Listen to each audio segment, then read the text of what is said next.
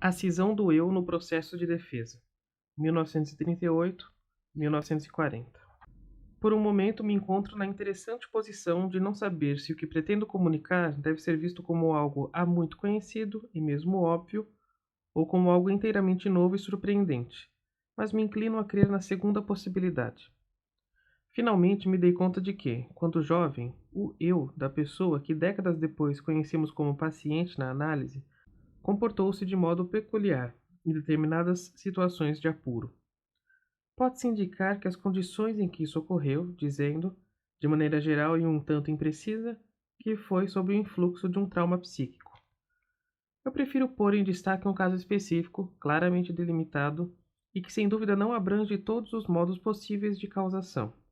O eu da criança, então, estaria a serviço de uma forte exigência instintual que está acostumado a satisfazer, e repentinamente é assustado por uma experiência que lhe ensina que a continuação desta satisfação terá por consequência um perigo real intolerável. Então ele deve decidir. Ou reconhece o perigo real, curva-se diante dele e renuncia à satisfação instintual, ou recusa a realidade, querendo crer que não há razão para temor, a fim de poder prosseguir com a satisfação. Trata-se, portanto, de um conflito entre a exigência do instinto e a objeção da realidade. Mas a criança não faz nenhuma dessas duas coisas. Ou melhor, faz ambas simultaneamente, o que resulta no mesmo. Responde ao conflito com duas reações opostas, ambas válidas e eficazes. Por um lado, rejeita a realidade, com auxílio de determinados mecanismos, e não aceita nenhuma proibição. Por outro lado, reconhece o perigo da realidade, admite a angústia diante dele como sintoma de sofrimento e procura então defender-se. Uma solução engenhosa para a dificuldade, é preciso admitir. Os dois partidos em luta receberam seu quinhão. O instinto pode manter sua satisfação e a realidade se tributa o devido respeito. Mas sabemos que tudo tem seu preço, que apenas a morte vem de graça. O êxito foi alcançado à custa de uma fissura no eu que não se curará jamais e que aumentará com o tempo. As duas reações opostas ao conflito prosseguem existindo como o núcleo de uma cisão do eu. Todo o processo nos parece bem singular, pois tomamos por algo evidente a síntese dos processos do eu.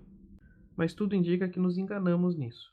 A função sintética do eu, de importância tão extraordinária, tem condições particulares e está sujeita a uma série de distúrbios.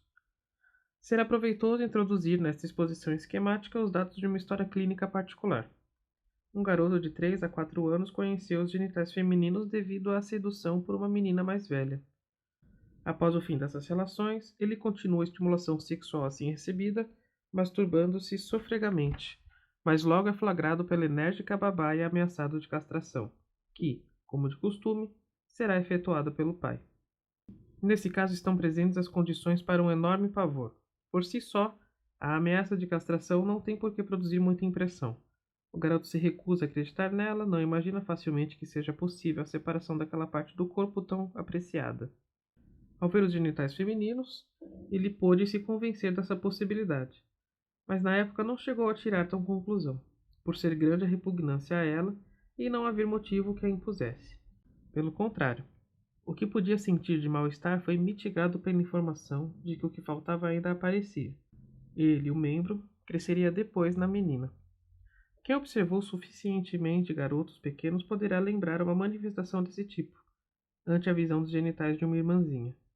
Mas é diferente se ambos os fatores se conjugam.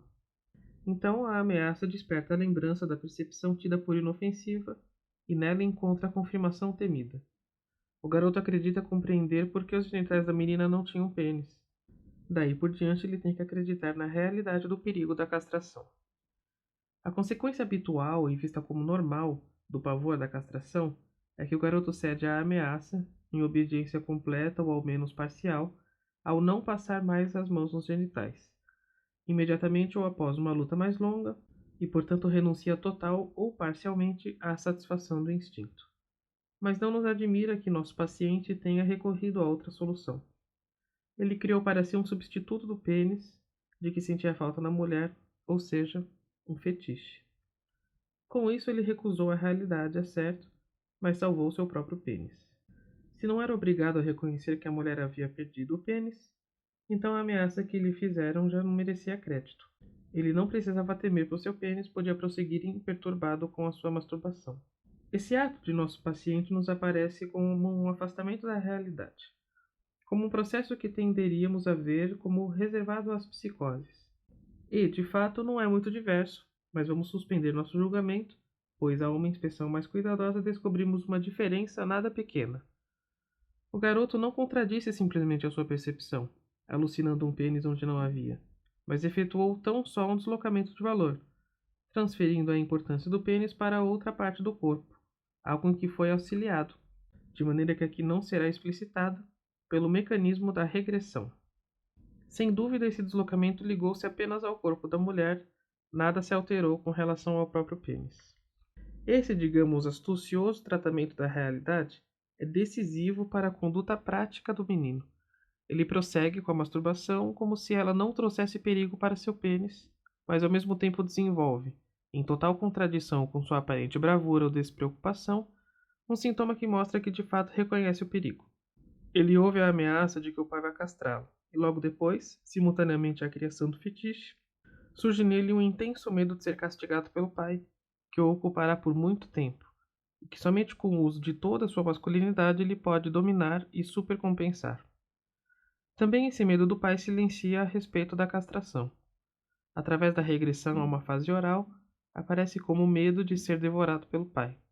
É impossível não recordar aqui de uma primitiva passagem da mitologia grega que relata como o velho deus pai, Cronos, devora seus filhos, e tenta comer também o mais jovem, Zeus, e como este, salvo pela astúcia da mãe, castra depois o pai.